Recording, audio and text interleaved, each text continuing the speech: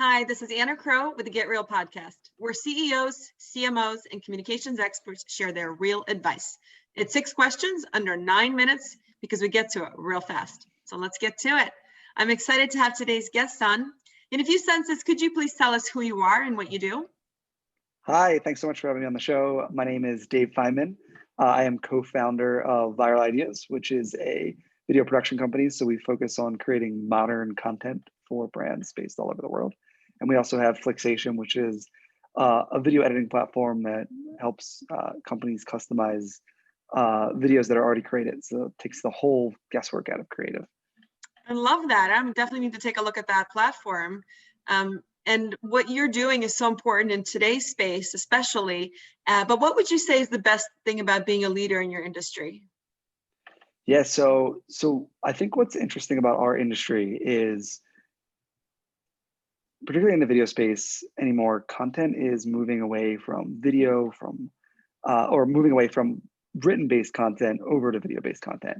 So you used to see people writing blogs and things of that nature, and now you see everyone vlogging or even marketing through new means through TikTok. So to TikTok and Instagram Reels and things of that nature. So what I find most interesting in our industry is just the evolution of the way people look at content. And what I find most interesting about what we do is finding new ways to do that efficiently and effectively. Because especially in the video space, people always have that fear of being on camera or of public speaking or of being in front of that little blinking dot that comes on your screen. And what I love is just being able to innovate in that space and helping people do it in a way that works for them. That's awesome. And what you guys do is just so powerful from a communication standpoint. The tools, the technology that you're allowing people to use.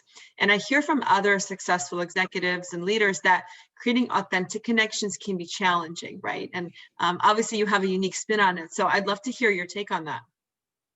Yeah, so I think authenticity is hard because a lot of times you're trying to say what you think the other person wants to hear in a piece of content, when in reality, I think the advice that I give is a little more holistic, in that the best way to be authentic with your brand is just to do what your brand does best and put that forward. You always want to think about, one of the things I always talk about is something called a user-centric piece of content, which is thinking with the end in mind, which is the user. But you always have to think about, what is my brand first? What are we putting forth to the world?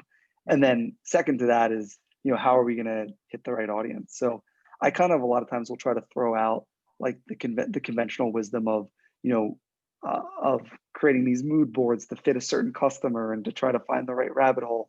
I kind of like to throw that out the window because that, to me, it just feels inauthentic. I like to, when I think about creating pieces of content, I always like to think about, what are we first and how do we put that out to the world? And that'll usually attract the right people at the end of the day. So when you try to, that's why when you try to fit the wrong thing in something in an area that doesn't fit, that it kind of things get a little haywire on the back end. Absolutely. And that's great advice. Do you have any other real advice for other leaders? Is there anything else that you think is really important? Yeah, I think there was a study that was released a few years back that stated that by 2020, 80% of the world's internet traffic would be video. And now here we are in 2020, and 80% of the world's internet traffic, actually more, is video. And they're expecting that to go up, and more content to be consumed by video. So I think using those data points, right, I think it's important as leaders to understand, how do you convert your offering and just have a way to explain it on the internet through video. A lot of people just get scared by that simple topic of, hey, I'm just kind of taking what I do already and putting it into a video format. It's almost like having a salesperson on the internet that never takes off, that never calls out sick, that never has an excuse for why they can't make 10 phone calls that day. It's a living, breathing thing on the internet that's able to constantly be working for you. So I think the biggest piece of advice I would have for people is just, when thinking about video, just think of it like an asset that can continually work for you, that's out online and constantly being, constantly reeling people in. That's so true. And yeah, talk to your customers while you're asleep and Exactly. share your value. That's great. Well, before we get to our final question, are there any other successful executives such as yourself that you would like to give a shout out to or think should be on the podcast? Yeah, that's a great question.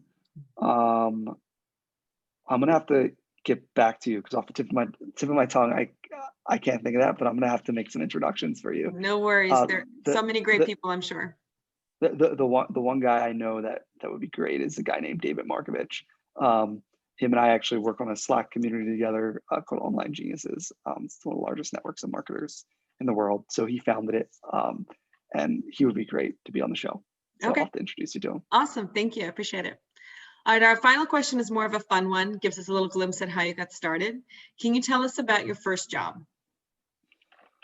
My first job was working at a summer camp. I was first a camp counselor and then I was a lifeguard.